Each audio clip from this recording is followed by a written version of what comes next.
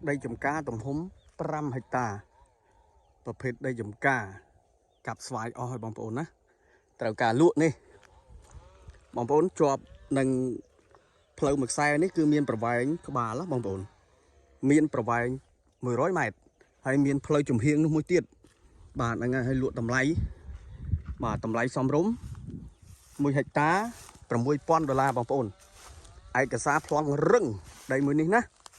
ហើយ មើល ទៅ លបាយ ដី បងប្អូន លបាយ ដី ល្អ ណាស់ បងប្អូន អើយ ល្អ ខ្លាំង ណាស់ បាទ កាប់ ស្វាយ ចោល ហើយ ស្វាយ អត់ មាន តម្លៃ ដល់ ពេល ចឹង ទៅ ម្ចាស់ ដី គាត់ កាប់ ស្វាយ ចោល ដើម្បី ដាំ ដំណាំ បាទ ដំណាំ ផ្សេង ដូចជា ដលង ហើយ នឹង ពោត ឬ មួយ ក៏ ដាំ ដំណាំ អី ផ្សេង ទៀត លាក់ បាទ នេះ មើល លបាយ ដី បងប្អូន អូយ ល្អ ណាស់ លបាយ ដី នេះ ទំហំ 5 ហិកតា ណា បងប្អូន លក់ តម្លៃ $6,000 ឯកសារ នៅ ក្នុង comment ណា បងប្អូន ចង់ មើល រូបរាង ដី ទម្រង់ ដី គឺ នៅ ក្នុង comment នេះ ស្វាយ អត់ ទាន់ ងាប់ ទេ ស្វាយ បាទ នៅ ស្រស់ ញញឹម ទើប បង្កាត់ ថ្មី ហើយ ខ្ញុំ អាច ក៏ ចុះ មក ធ្វើ ការ ផ្តិត រូបភាព ផ្សព្វផ្សាយ លក់ ណា បងប្អូន នេះ បងប្អូន ផ្លូវ ជាប់ នឹង ផ្លូវ ចំហៀង នេះ ទៀត បាទ ជាប់ តាម បណ្ដោយ ផ្លូវ ហ្នឹង មាន ផ្លូវ ចំហៀង ណា បាទ ហ្នឹង ហើយ បើ សិន ជា យើង និយាយ អំពី លក្ខណៈ សន្តាន ដី បងប្អូន សន្តាន ដី លក្ខណៈ ល្មៀល ក្រូច ជំរេល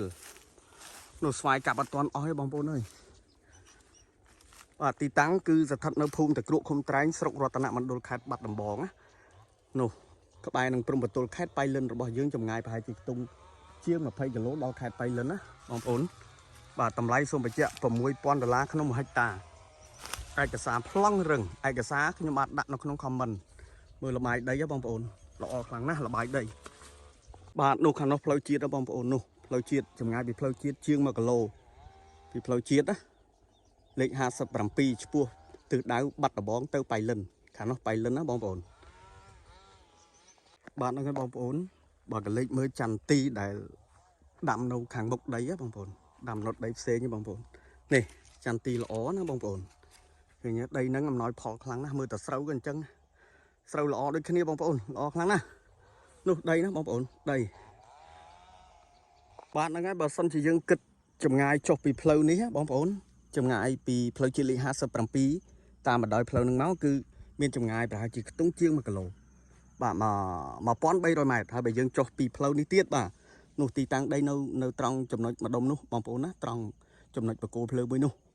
ហើយ ចុះ ចម្ងាយ ពី ផ្លូវ ហ្នឹង ទៅ ប្រហែល ជា ខ្ទង់ ចូល 400 ម៉ែត្រ បងប្អូន